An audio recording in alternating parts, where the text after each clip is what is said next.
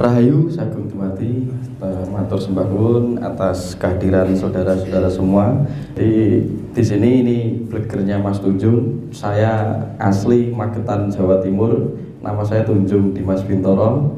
Dan jenengan semua sudah sekilas mendengarkan beberapa guneman saya atau tutur saya, karena saya menipu Anda, akhirnya Anda kena hipnotis datang ke sini.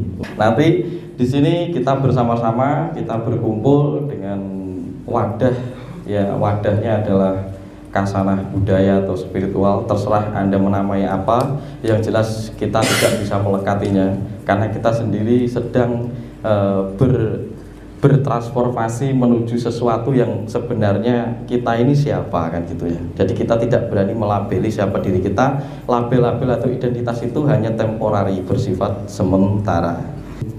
Selamat pagi, nama saya Rahayu dari Jakarta Kemenlu. Motivasi saya ikut ini, saya ingin lebih mengerti sebenarnya hidup itu untuk apa, terus mau kemana dan bagaimana. Nah ya terserah Anda. Motivasi saya mengenai Kundalini Sakti, ingin belajar lebih tepat sesuai daripada arahan, jangan sampai tersesat. Itu aja sih Pak. Saya sudah belajar selama beberapa tahun, tapi guru saya ada di Seattle dan kemampuan bahasa Mandarin saya terbatas. Dan menurut saya ada beberapa hal teknis mungkin yang lebih ingin nanti ditanyakan. Karena kita sebagai cowok kan, hindu kita itu pasti akan ada banyak. Dan di mana itu nanti caranya supaya tidak sia-sia dan mungkin bisa berubah jadi cahaya. Siap. Lebih teknis seperti itu. Terima kasih. Kita sudah mengalami perkenalan energi, semoga menyambung satu sama lain. Dan nanti kalau di luar ketemu saling sapa, bukan saling tawur, saling sapa, biar tidak salah paham. Perbedaan apapun saja, kita punya senjata Bhinneka Tunggal Ika. Perbedaan itu tidak harus dijadikan masalah untuk perpecahan, karena kita punya keyakinan ya nggak apa-apa. Karena itu ibaratnya ketika Anda minum es gitu ya, sama-sama takaran gulanya, tapi peristiwa di lidah Anda itu akan berbeda-beda. Dan tidak perlu memaksakan apa yang Anda alami dan yakini ke orang lain. Kita bersinergi saja, sebagaimana kita belajar dari tubuh kita. Ada manusia yang berfungsi sebagai telinga, ada hidung, ada mata, tapi dalam satu kesatuan namanya universalitas atau tubuh. Kita sendiri juga menjadi salah satu komponen organ tubuhnya jagat raya. Jadi tidak perlu kita itu memberontak satu sama lain, sinergi saja. Kita belajar ibaratnya telinga dan hidung itu bagaimana fungsinya, tetap dalam satu tubuh, tidak pernah terlepas. Maka disebut keselarasan dan keharmonisan. Disitulah prinsip kesaktian kita di dalam Bhinneka Tunggal Ika yang tergurai dalam kitab Sutasoma. Kita punya salah satu tradisi disebut hening cipta, sebelum memulai apapun saja, untuk mengawali kesadaran kita agar tetap berada di dalam medan kesejatian, agar berada di dalam medan getaran yang lembut. Dan semoga pemahaman itu terburai dari dalam diri Anda, bukan karena saya yang mengajarkan Anda, tapi karena ada yang mengizinkan di dalam diri Anda. Saya tidak pernah bisa memaksakan Anda memberikan pemahaman tingkat dewa sekalipun. Jika sesuatu di dalam Anda tidak terburai, Anda tidak akan pernah tahu.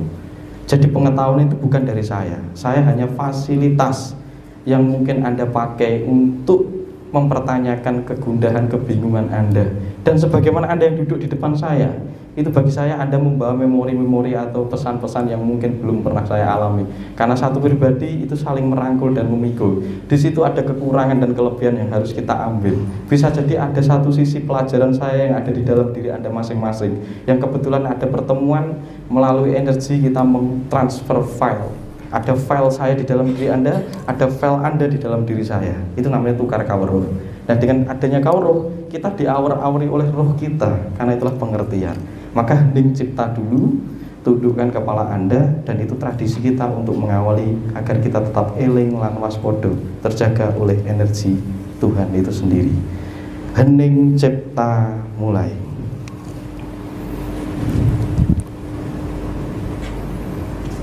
Hening cipta dipun pungkasi. Ya. Matur suwun, kita kembali ke alam sadar lagi. Jadi hening cipta ini salah satu warisan kekayaan tradisi kita. Kalau kita mau ngomong soal Jawa, soal Nusantara, Jawa itu sangat luas sekali. Kita tidak bisa menakar satu sisi. Jawa itu tergantung apa yang Anda pahami dan yakini. Karena Jawa itu jalan hidup. Ya, Jawa itu tidak bisa diagamakan. Itu jalan hidup. Ada versi Anda masing-masing. Dan nanti yang akan saya ulas itu adalah perspektif Jawa yang sudah saya olah sendiri. Karena ketika menjelaskan bahasa-bahasa kuno, saya sendiri juga tidak paham. Bahasa-bahasa kuno itu juga tidak paham. Tapi sedikit-sedikit saya menolak untuk tidak mau menjadi tidak sadar. Intinya adalah kesadaran. Inti dari Jawa itu jeru atau kesadaran. Kalau jiwa itu konsep Jawa yang sudah ketemu kepada pangroso panggondo atau konsep berpikir yang tepat, baru melahirkan karya namanya Jawi. Itu rumus yang saya buat. Jawa, jiwa, Jawi. Jawa itu jeru, itu roso. Jiwa itu ketika roso sudah terhubung dengan cara berpikir, manikem, dima Anda. Ketika si roso dan dima ini sudah manunggal, sudah selaras, akan melahirkan karya. Karena Anda berpikirnya bisa titis, tatas, tuntas. Akhirnya karya Anda itu jernih. Anda tahu apa yang harus Anda lakukan untuk hanetepi laku di Ngarjopodo ini. Kira-kira begitu. Nah, jika ada segala tradisi yang menjelaskan itu, sangat banyak banget Jawa itu. Dalam falsafah Jawa modern pertengahan saja, di ranah kejawen yang mungkin banyak dikenal di ajaran-ajaran kita itu sudah berbaur dengan kemampuan leluhur kita itu punya kemampuan namanya akulturasi. Itu sudah sejak zaman dulu. Menerima segala keyakinan apapun saja, pemahaman apapun saja, asal bersinergi dengan keselarasan bertuhan yang Maha Esa, berperi kemanusiaan dan selaras dengan alam, pasti digunem, pasti dipakai. Dan leluhur tidak pernah menolak anti satu dengan yang lainnya, tidak ada anti. Asalkan bersinergi. Yang dianti adalah ketidaksadaran. Maka saya sendiri merumuskan bagi orang Jawa sendiri dosa itu ada 3. Satu, ketika Anda melakukan sesuatu secara ragu-ragu, tidak iman, tidak mantep, itu membuat diri Anda masuk di dalam penderitaan. Karena Anda bingung, ngambang. Kalau ibarat arwah itu kiayang gitu toh. Anda dijebak oleh kengambangan pikiran, kemamangan pikiran Anda sendiri. Jagat ini nyata, kasunyatan, ciptaannya Tuhan, nyata, terlihat. Tapi Anda sendiri tidak pernah melihat kenyataan ciptaan Tuhan. Anda hanya melihat cipta pikiran Anda sendiri setiap hari. Dan itu melahirkan psikologis. Penderitaan itu psikologis. Kalau efek simptom rasa sakit itu di tubuh. Dan sebenarnya kalau disuntik itu sebenarnya sudah tidak masalah. Tapi karena sudah ada ketakutan dulu, itu yang jadi masalah. Akhirnya Anda menderita dulu di dalam sebelum terjadi di luar. Maka kita ini sudah memenuhi isi kepala kita dengan jagat pikiran kita. Ini yang membuat diri kita tidak selaras dengan alam. Kita tidak pernah bisa mensyukuri kenyataan yang ada di luar diri kita. Karena kita sudah memenuhi cipta kita sendiri. Tapi tidak menutup kemungkinan karena Tuhan mewarisi cipta itu di dalam diri kita. Tapi kendalikan cipta itu agar Anda bisa melihat kasunyatan. Anda seringkali tidak melihat kasunyatan karena kepenuhan cipta Anda sendiri, pikiran Anda sendiri. Dan itu memenuhi kita setiap hari.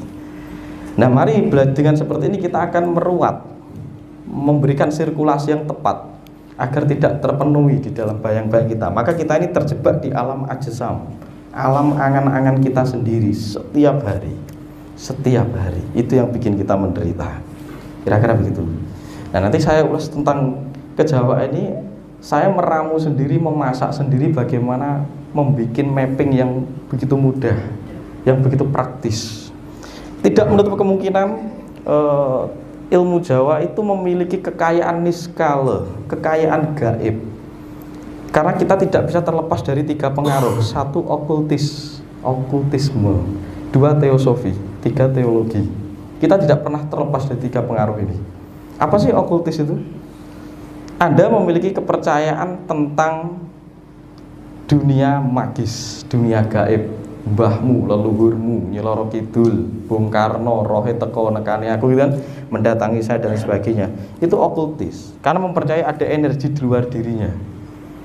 Itu juga merupakan kekayaan niskala kita, kekayaan intelektual kita yang tidak diwujudkan menjadi rasional.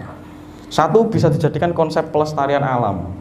Karena ketika tidak dikasih pepunden itu nggak kamu kasih, wah itu ada yang nunggu, ada mbahnya, nanti bisa dirusak. Era pasca Majapahit lengser, kesadaran itu mengalami penurunan. Susah jelaskan ke orang karena karsian, kategan, kadewa guruan itu sudah tidak ada pasca Majapahit lengser.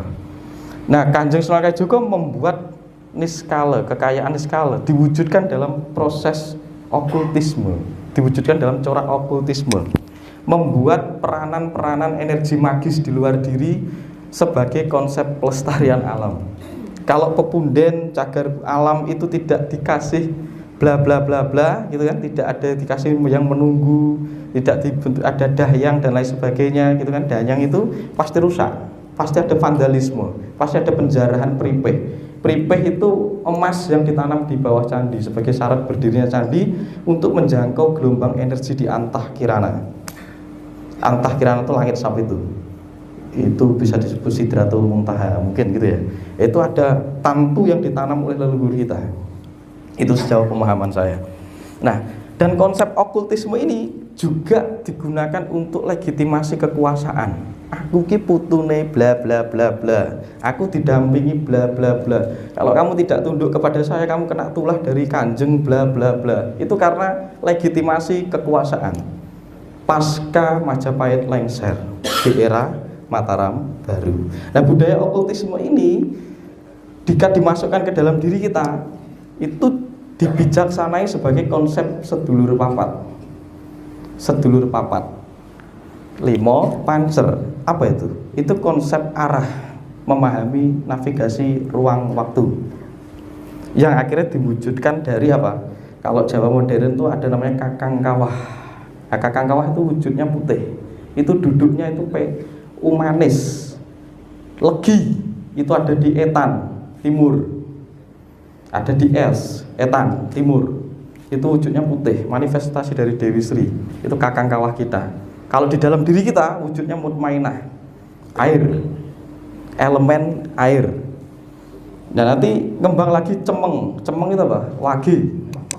Wage itu puser, duduknya di udel Anda itu daya untuk naluri Anda bertahan hidup mencari makan. Egoistis, pengen punya rumah, pengen punya mobil dan sebagainya dipengaruhi puser, udel. Makanya ego itu di udel itu. Makanya kendalikan udelmu. Kalau tidak kamu pasti serakah, apapun kamu makan karena merasa lapar terus. Itu puser. Nah, terus adi ari-ari kuning. Kuning itu apa? Pon di barat. Yes. Duduknya ada di barat. Pon. Nah, pon itu warnanya kuning itu adi ari-ari. Itu daya apa? Daya untuk mencercapi naluri pengetahuan. Anda ingin hasrat mengetahui, Mas, aku ingin belajar mengenal jati diri, keinginan, atensi berlebihan. Nah, atensi ini akan membuat Anda bingung, karena Anda lupa bahwa manusia itu hanya butuh, bukan ingin. Kalau dipenuhi keinginan mesti celaka, walaupun hanya keinginan pengetahuan juga celaka. Jangan memaksakan untuk mengetahui sesuatu, ketika kamu belum siap malah jadi masalah.